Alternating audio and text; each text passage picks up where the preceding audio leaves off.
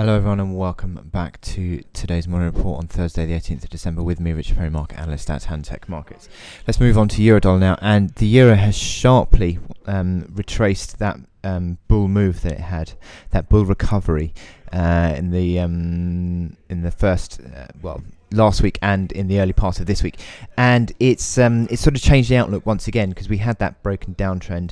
The big resistance that I've been talking about is this 126 area, and that remained intact. We had a high that came in at 25.70, but yesterday we had a sharp down day and we had that big move. Look at this on the hourly chart, where a sharp move to the downside with that Fed announcement as well. That's just added to that, and we're back below the 123.57 again, and that 123.57 is that old key floor in Eurodollar, which had also once again become a support as well. So back below that just sort of now changes the outlook back towards negative. Although, I mean, in theory, I suppose, yes, we are still in this sideways trading range, and until we break down, it's very difficult to actually say that you shouldn't play this range, because for the last 6 weeks or so, this range has been fairly firmly intact, and playing the range has been rather a successful way of doing it.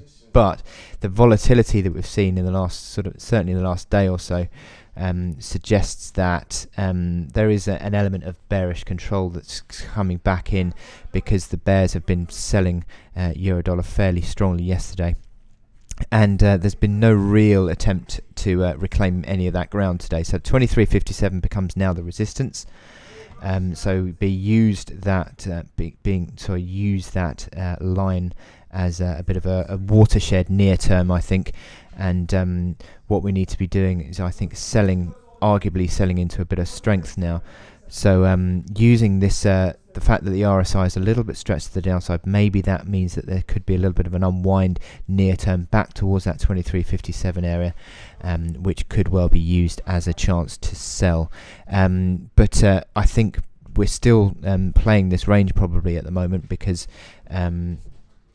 until we get a decisive move, I think, on Euro to the downside, I think that it's going to be a bit of a tricky one to call, because the outlook remains fairly neutral still. You wouldn't really want to be necessarily too short.